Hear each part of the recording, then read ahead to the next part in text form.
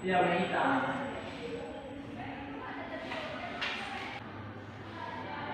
Materi kita hari ini tentang perkembangan Islam di Asia Tenggara. Perkembangan Islam di Asia Tenggara ini ada 7. Yang pertama, Malaysia.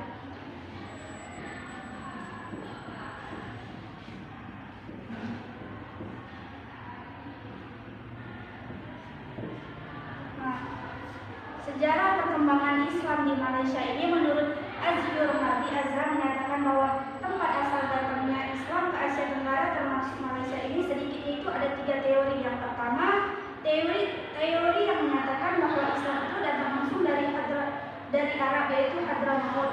Yang kedua, Islam datang dari India, yaitu Gujarat dan Malabar. Yang ketiga, Islam datang dari Bengali, yaitu kini Bangladesh. Nah, sedangkan mengenai pola penerimaan Islam di Nusantara, yaitu tepatnya di Malaysia, terdapat 2 pola yang berbeda. Yang pertama, pola Islam diterima terlebih dahulu oleh masyarakat lapisan bawah, yaitu dari kasta bawah dulu. Nah, kemudian berkembang dan diterima oleh masyarakat lapisan atas oleh penguasa kerajaan elit. Ya. Pola yang kedua, Islam diterima langsung oleh penguasa elit kerajaan, kemudian disosialisasikan dan berkembang ke masyarakat bawah. Nah, pola ini menyebabkan Islam berkembang pesat sampai sekarang. Nah, memasuki pasca kemerdekaannya, semakin jelas sekali pola perkembangan Islam ini tetap dipengaruhi oleh pihak penguasa, karena pemerintah Malaysia ini menjadikan Islam itu sebagai agama resmi negara. Nah, warisan Undang-Undang Malaka yang berisi tentang hukum Islam berdasarkan konsep Qur'ani berlaku di Malaysia. Kemudian ada juga warisan Kerajaan Pahang yang hampir identik dengan hukum Islam yang berdasarkan mazhab Syafi'i. Nah, dengan adanya proses Islamisasi di Malaysia, peranan penting dalam pengembangan ajaran Islam semakin intens, semakin kuat dilakukan oleh para ulama dan para pedagang di negara Arab.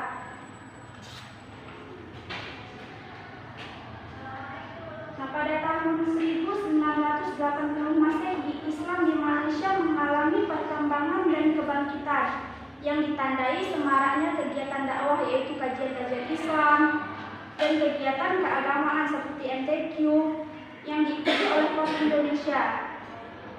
Nah, selain itu juga perkembangan Islam di Malaysia terlihat dengan banyaknya bangunan masjid, sehingga dapat kita simpulkan bahwa perkembangan Islam di Malaysia itu tidak banyak mengalami kesulitan. Paham? Paham, Bu. Lanjut yang kedua, yaitu Brunei Darussalam.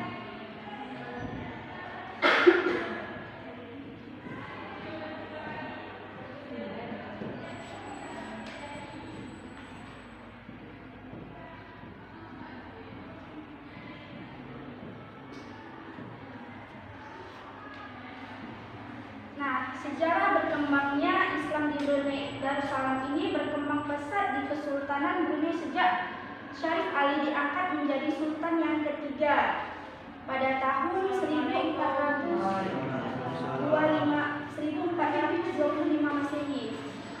Nah, Sultan Syarif Ali ini adalah seorang ahlul bait dari keturunan Rasulullah, yaitu yaitu Hasan.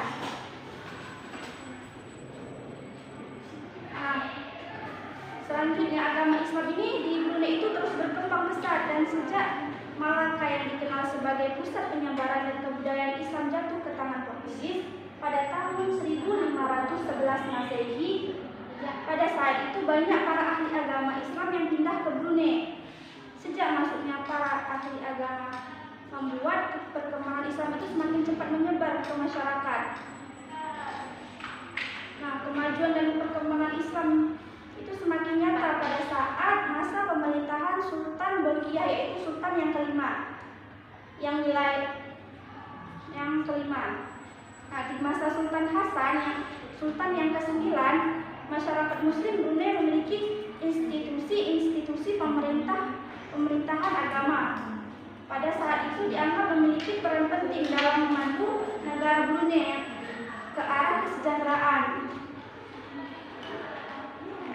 Brunei merdeka sebagai negara Islam pada saat kepemimpinan Sultan yang ke-29, yaitu Sultan Hasanal Bolkiah bin Wad-Daulah.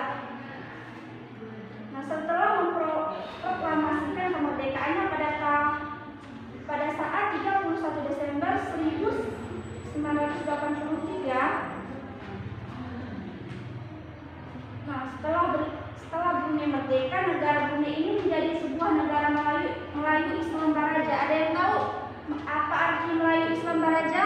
Tidak tahu.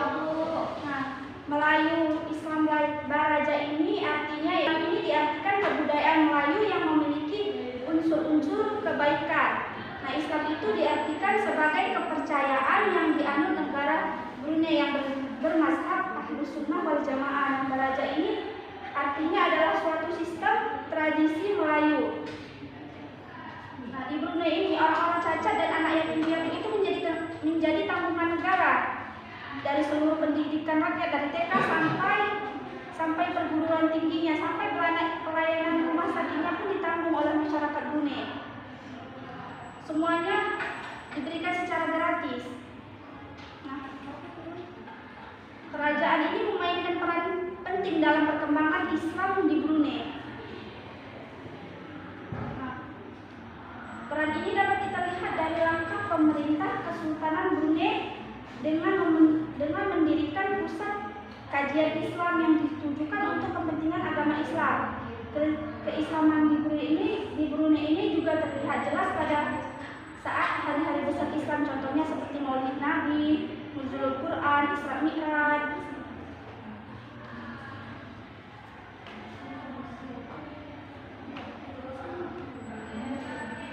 Sampai sini paham? Nah, masuk yang ketiga, yaitu perkembangan Islam di Thailand.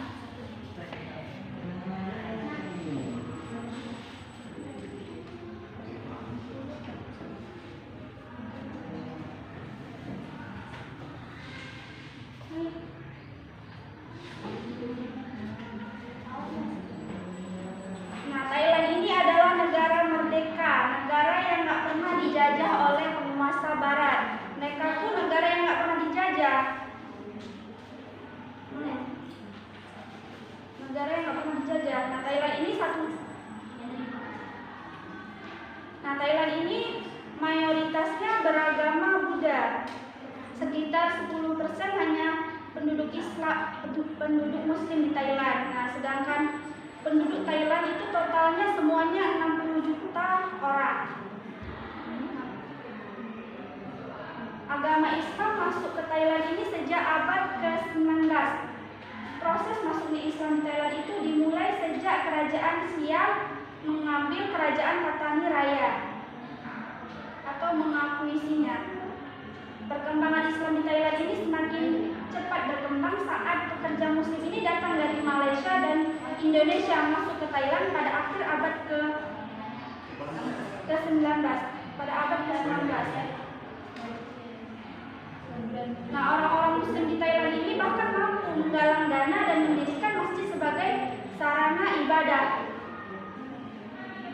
Jadi Islam ini menjadi bagian dari Thailand sejak abad penyebaran Islam dari Jazirah Arab. Nah, bisa kita lihat dari fakta sejarah seperti lukisan kuno dan juga keberhasilan bangsa Arab yang mendirikan dakwah Islamiyah Patani. Nah, jadi itu menjadi bukti bahwa Islam itu sudah lebih dulu sebelum kerajaan Thai. Nah, pemerintah juga membolehkan keluarga Muslim Thailand ini menyelenggarakan pendidikan Islam. Kesempatan itu nggak dilewatkan begitu saja oleh umat Muslim untuk mengembangkan pendidikan Islam di sana di Thailand. Nah, proses pendidikan Islam di Thailand ini semakin maju dan berkembang. Nah, bisa kita lihat juga kegiatan-kegiatan yang diadakan oleh lembaga Islam di Thailand. Contohnya seperti pengajian, TPA, dan kajian minggu untuk mahasiswa. Umat Islam di Thailand ini bebas mengadakan acara-acara keagamaan. Tidak hanya itu saja, program pengembangan pendidikan Islam di Thailand juga sudah mencapai level yang lebih luas, tidak sekedar hanya bersifat nasional atau regional.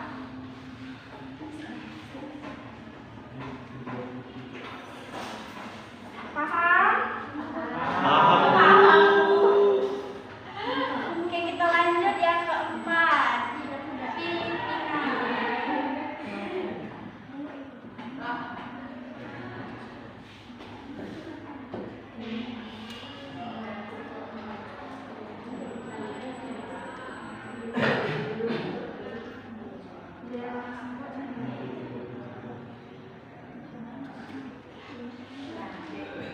Filipina. Mindanao adalah pulau terbesar kedua Filipina dan salah satu dari 3 kelompok pulau utama bersama dengan Luzon dan Visayas. Mindanao ini terletak di bagian selatan Filipina yang kawasannya huniannya bersejarah bagi mayoritas kaum muslim atau suku Moro yang sebagian besar adalah dari etnis Marano dan Tasawuf. Moro adalah sebutan penjajah Spanyol bagi kaum muslim setempat. Nah, pada masa itu mayoritas penduduk Mindanao ini dan pulau sekitarnya itu adalah muslim. Pada saat sekarang umat muslim hanya menjadi mayoritas di kawasan otonomi ARM. ARM ini adalah The Autonomous Region in Muslim Mindanao, yang artinya daerah otonomi muslim di Mindanao. Di ARM ini di bawah kepemimpinan Miswari mencakup Maguwin Danau, Lanao del Sur, Sulu, dan Tawi-Tawi. Nah, ketika itu penduduk boleh menyatakan pilihannya untuk bergabung dalam wilayah otonomi muslim. Dan hasilnya 4 wilayah tersebut memilih untuk bergabung.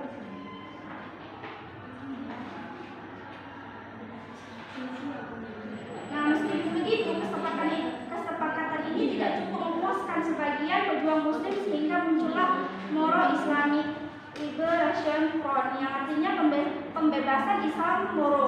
Dan kelompok Abu Sayyaf atau kelompok ini bersumpah untuk menentang dan memboikot ARM dan tetap memperjuangkan kemerdekaan.